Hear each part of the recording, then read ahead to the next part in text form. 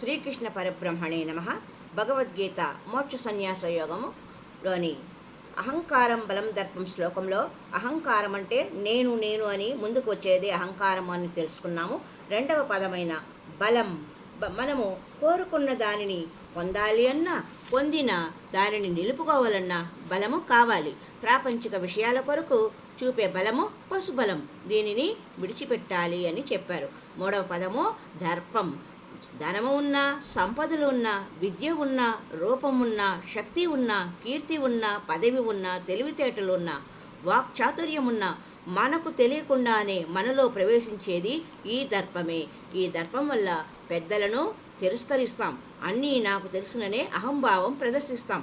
ఇది కూడా జ్ఞానానికి వ్యతిరేకమే కనుక మనము దీనిని తప్పకుండా వదిలివేయాలి. అహంకారం వదిలిపెట్టాలి, దర్పాన్ని వదిలిపెట్టాలి, బలంను వదిలిపెట్టాలి. కామం క్రోధం, దేనిని గురించి కామం క్రోధం దేని గురించి అయినా తెలుసుకున్నప్పుడు అది నాకు కావాలి అనుకుంటాం. అది ఏ కామము లేదా కోరిక. దాన్ని పొందడంలో ఎవరైనా అడ్డుపడితే వచ్చేది క్రోధం. క్రోధానికి మూలము కామమే కనుక ముందు కామాన్ని జయించాలి. ఎలా? ఒక కుక్కను యజమాని ముద్దాడుతూ ఉన్నాడు.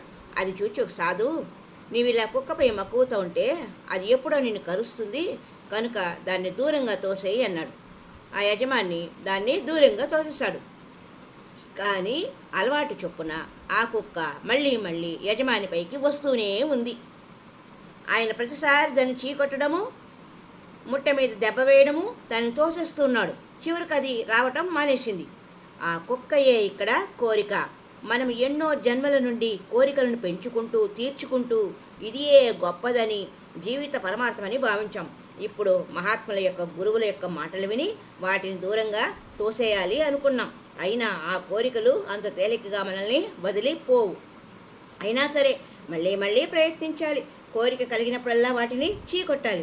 వాటి వల్ల కలిగిన కష్ట నష్టాలను, దోషాలను విచారణ చేస్తూ ఉండాలి. ఇలా చేస్తూ నిరంతరం వాటిని చీకొడుతూ ఉంటే ఏదో ఒక నాటికి అవి మనల్ని వదిలిపోతాయి.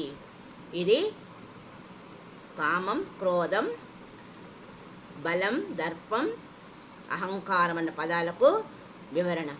మరి యొక్క సంచికలో ఈ శ్లోకానికి సంబంధించిన మరి కొన్ని పదాల యొక్క అర్థాన్ని తెలుసుకుందాం. హరి ఓం తత్సత్.